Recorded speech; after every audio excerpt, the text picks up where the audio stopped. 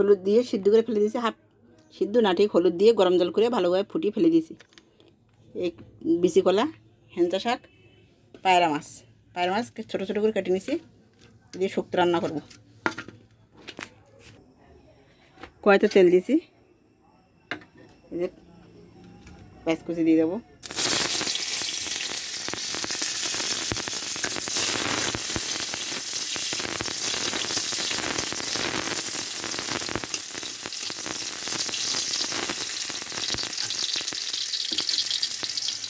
মাছ দিয়ে দেবো,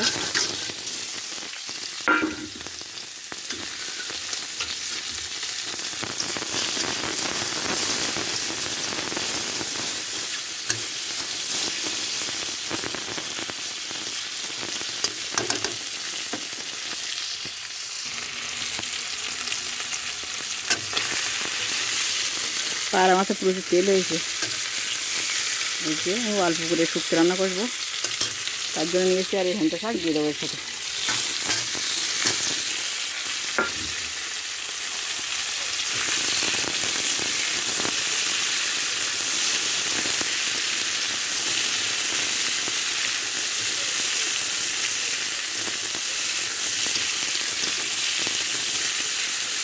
দেখছেন শাক কমে একটু ফোটাই যাচ্ছে।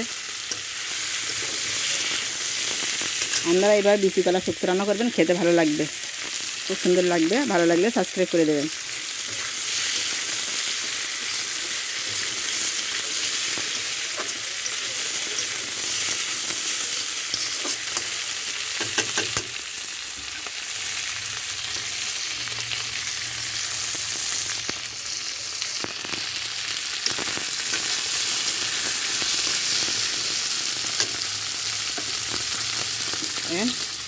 কলাগুলো দিয়ে দেবো।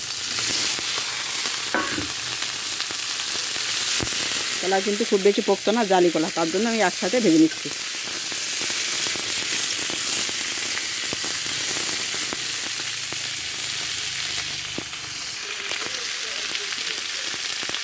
সামান্য লবণ দেবো,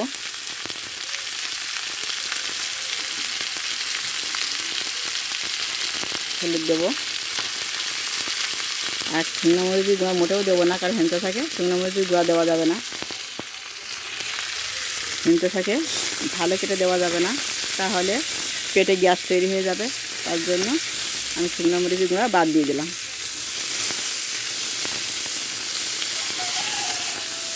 এভাবে আমি 2 থেকে 3 মিনিট ভেজে নেব।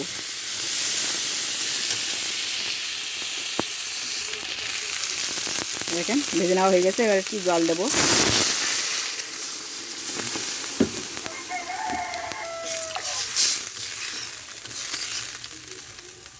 পাতলা ঝোল হবে, কলা শুক্তো পাতলা ঝোল হবে, খেতেও ভালো লাগবে। এবারে আমি এভাবে ফুটিয়ে নেব, 2 মিনিট ধরে ফুটিয়ে নেব।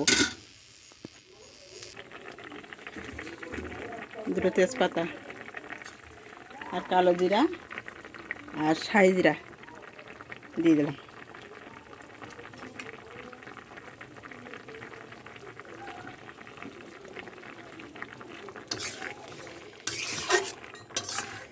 হালকা আঁচে আমি 1 মিনিটের জন্য ঢেকে দেবো, দিয়ে নামিয়ে নেব। দেখেন হেঞ্চা শাক দিয়ে কলা, পায়রা মাছ দিয়ে শুক্তো। আপনারা এভাবে পাতলা ঝোল করবেন, খেতে কিন্তু খুব ভালো লাগবে। ভালো লাগলে লাইক করে দেবেন, বন্ধু হয়ে পাশে থাকবেন।